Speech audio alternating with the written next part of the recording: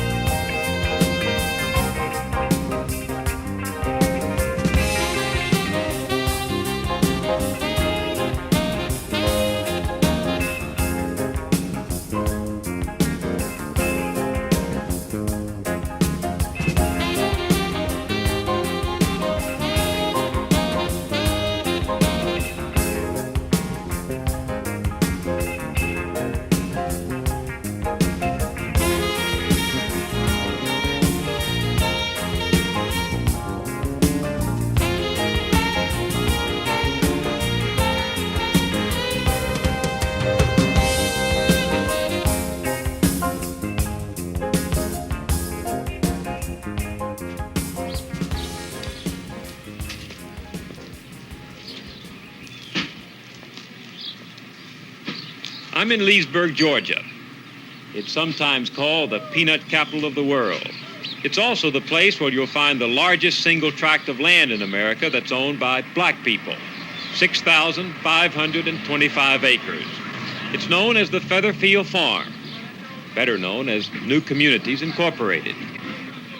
Here in the Black Belt of southwest Georgia, in a county that is less than 50% white, the old idea of black sufficiency and independence is struggling to take hold in the soil of Southern history and prejudice. This huge tract of land was purchased in 1969 for almost $2 million. The money came from Protestant organizations, some private sources, and an $800,000 mortgage from the Prudential Insurance Company. Its founders hoped to turn it into a successful farm owned and operated by blacks. The farm would then help to support a whole new community. There would be housing, industry, jobs, and public services, all controlled by black settlers. And in that idea lay the seed of white fear and black hope, the seed of conflict.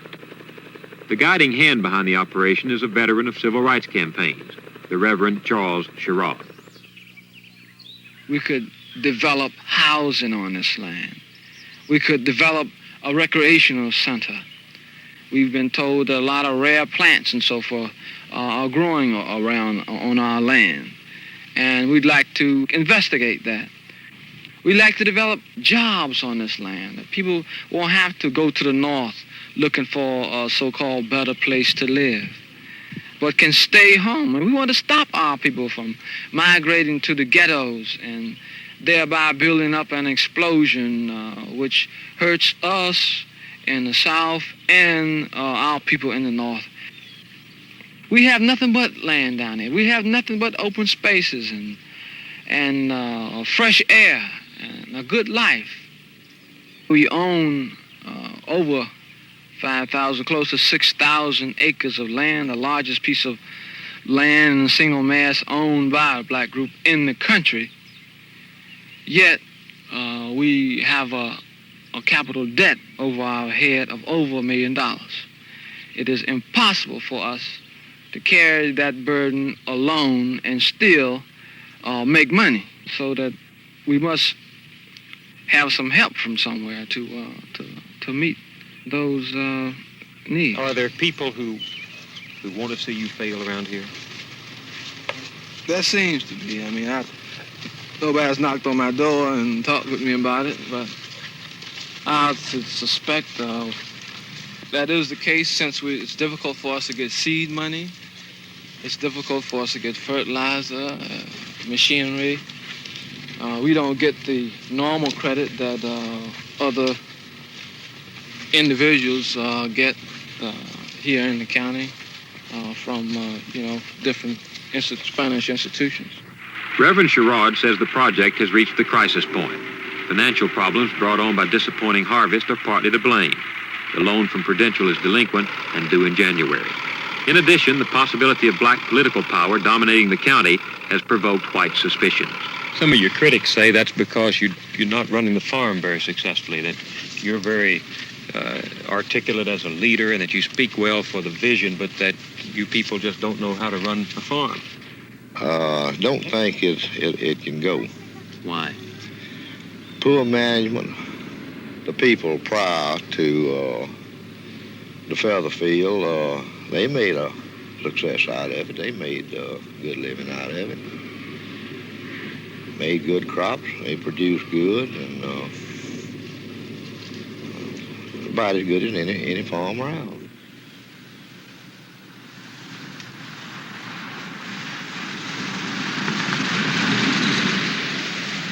The man hired by New Communities to run the farm on a day-to-day basis is a respected local farmer named L.B. Johnson.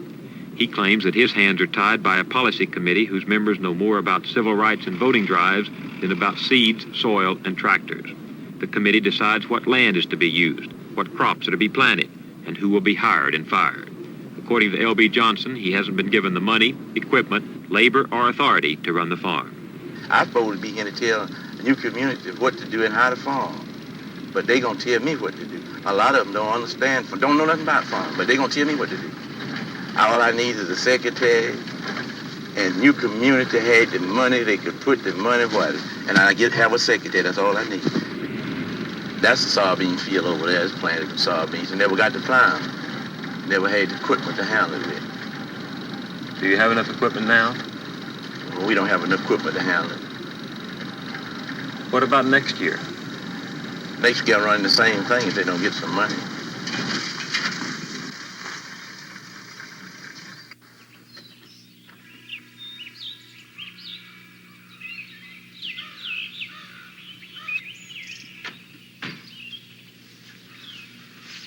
A lot of weeds there. Yeah, a lot of weeds out here. How many acres of soybeans you plant here? 180 acres in this one field. You've got a lot of soybeans mixed with weeds here. Yeah, sure is. Well, didn't have enough equipment to handle it. We didn't have no money to hire nobody to drive tractors. Well, these people come out of New York and all up there, they had never drove tractor before, and just causing they didn't understand cultivating. They couldn't plow close to the soybeans. I let them split the mills in here a little bit. You're talking of the volunteers who came down in the summer? That's right, talking to volunteers come down in the summer. If I could have had money to hire somebody to drive a tractor, we would have had all these weeds in these soybeans. Do you think you'll lose most of these acres? That's right.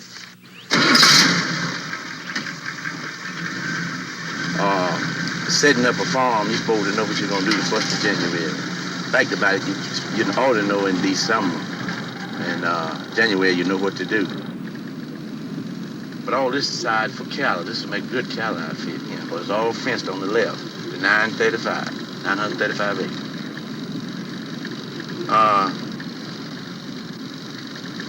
They're good building for cows to be in for the winter, shed.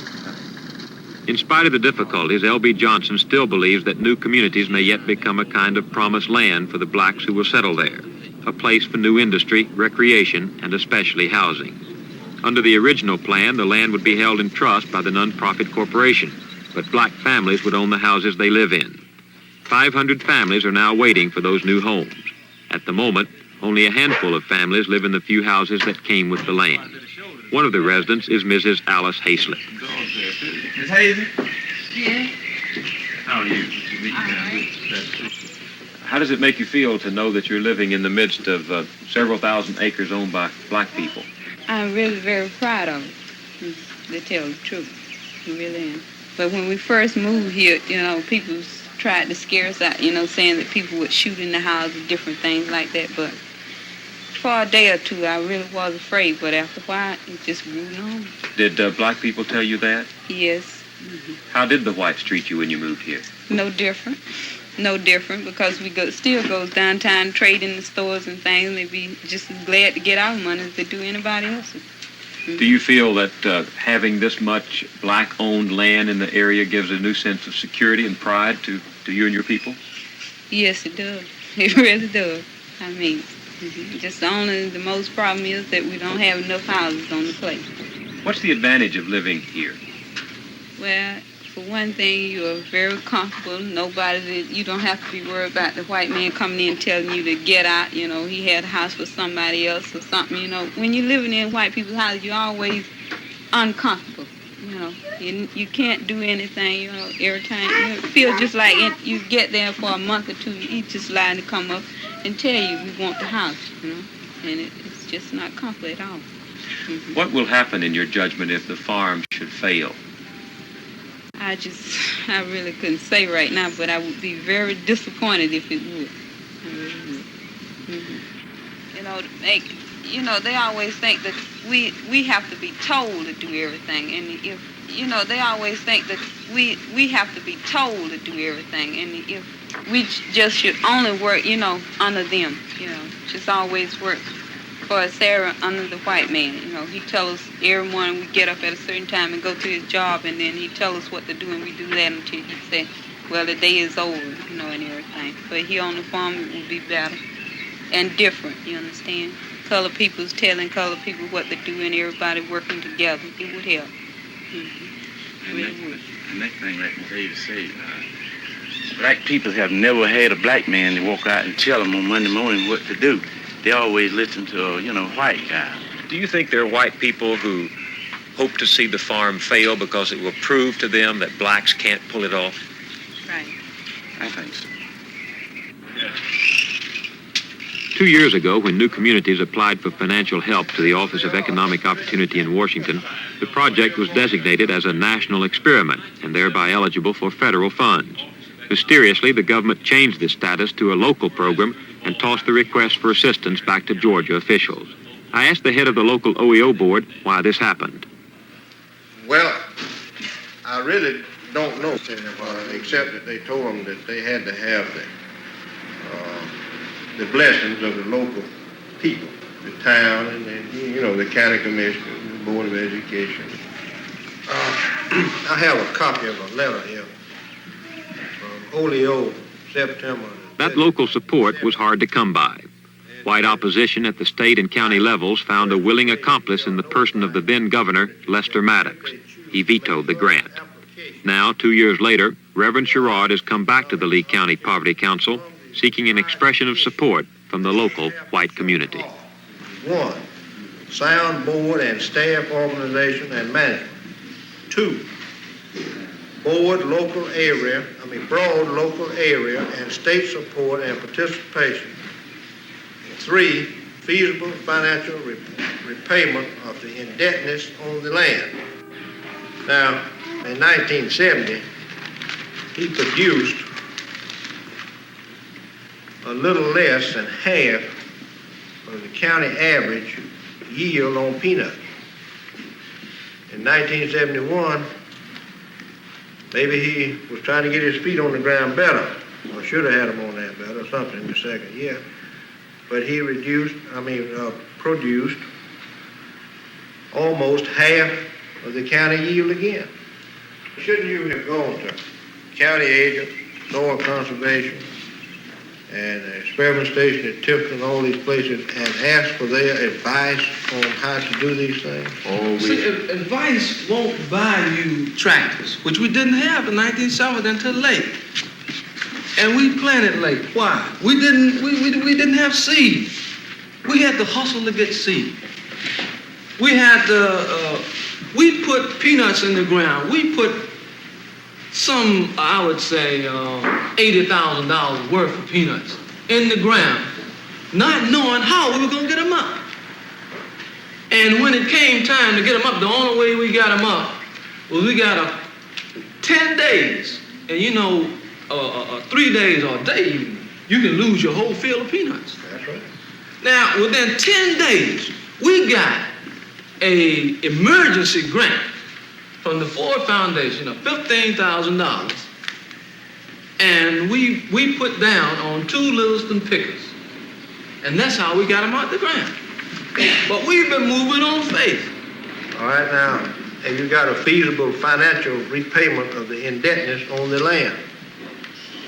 And that's a big problem. That's a big problem. We got a plan. But if we had the money, there wouldn't be an indebtedness. Our plan, number one, is the development of a bond issue. We may ask Prudential if the bond issue doesn't come to fruition quickly enough.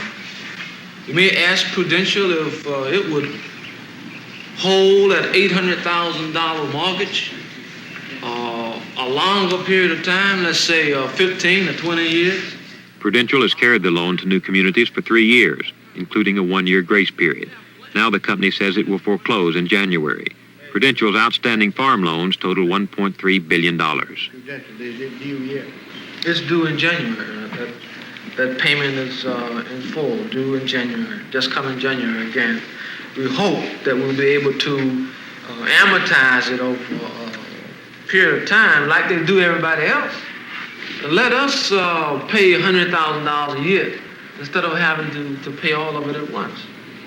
Well, my objection right now at the present time is right here, this thing about the low population of Leesburg, Georgia, 7,000, and its high minority population, that they could take over the political control of the county, including the zoning, taxing authority, bond issues, election of state and local officials, and so forth, would soon rest with the settlers of new communities. If y'all had left that out, it would have been that kind of a statement. Sounds like you're just going to take over the county. It sounds like what I told you that it wasn't. I'll answer, do you intend to take over the political run of Lee County? No. Mr. Chairman, I've read this. The meeting lasted almost 2 hours. The fate of new communities was sealed by a majority vote of the whites on the board, who were nonetheless a minority of the local population. I realize what they're talking about here is taxpayers' dollars in the form of a grant. And at this point, I personally cannot conscientiously endorse this proposal. And I would make a motion that this committee not endorse the proposal as submitted. Do I have a second? I second. Is there any other motion? I would like to have an amendment motion, is that this board uses its influence to help get the necessary technical assistance to develop specific plans, and that this body will continue to consider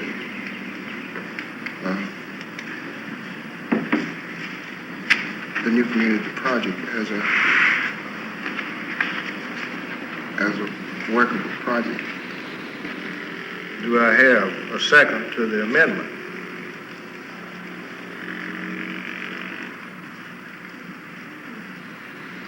I do not have a second to the amendment, so we will have to drop the amendment.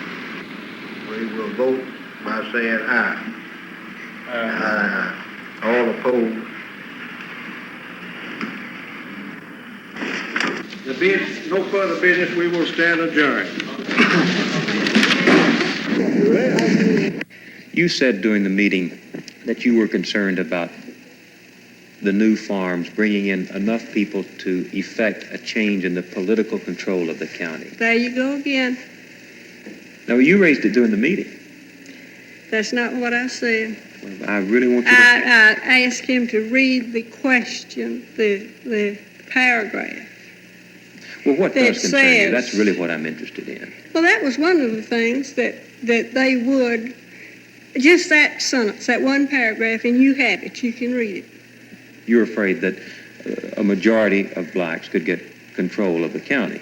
Zoning, schools, taxes. That's what it said. And I just raised the question if that's what they meant. I'm not afraid of it because I don't expect to live to see that day. According to New Community's proposal, which I consider as a threat, is that they, I would like to read this into the,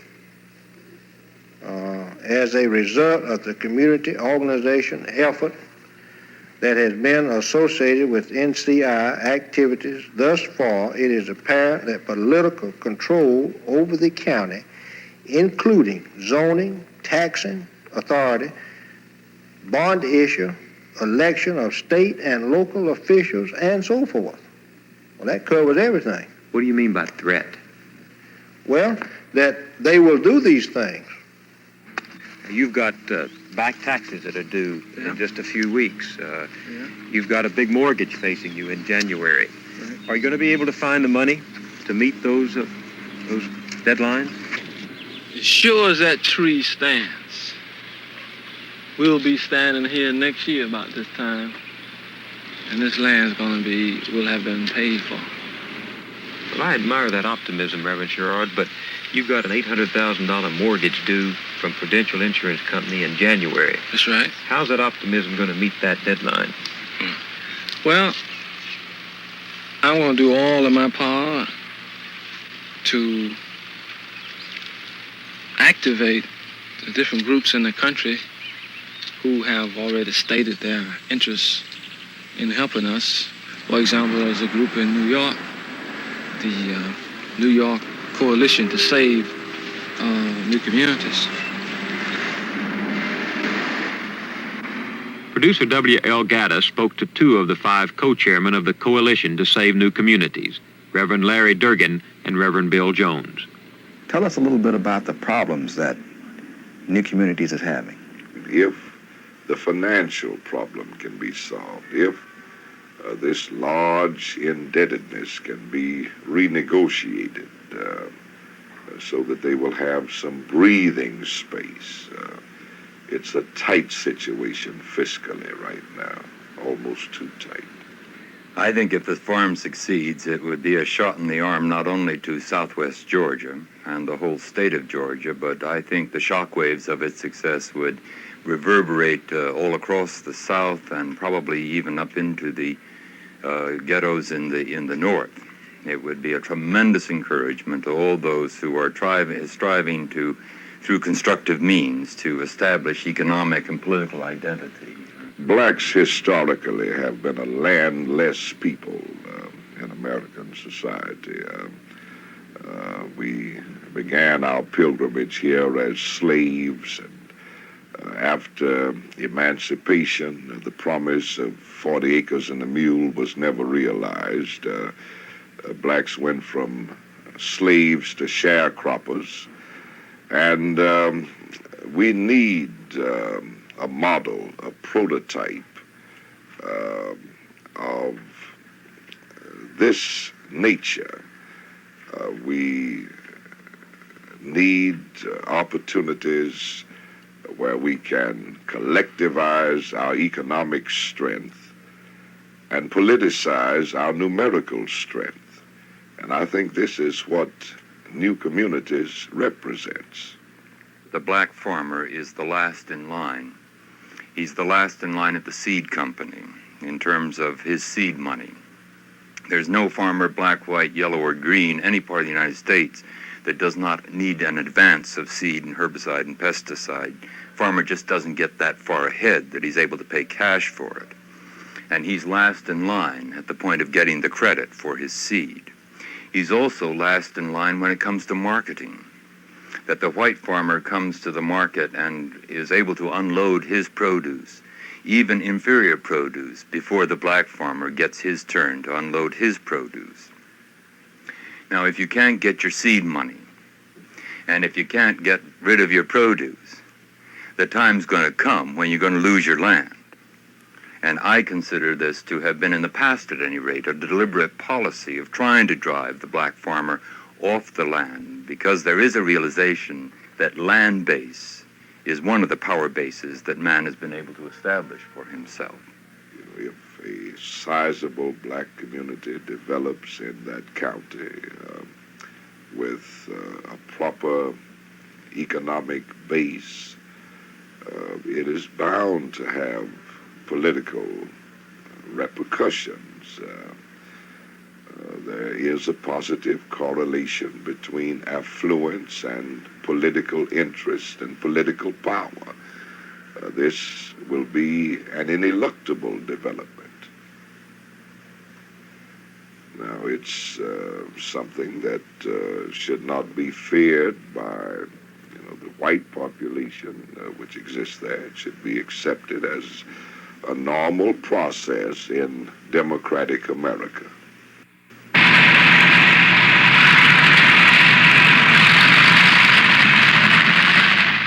In many respects, the South has changed. Blacks can eat where they choose. Blacks and whites go in and out of restrooms together.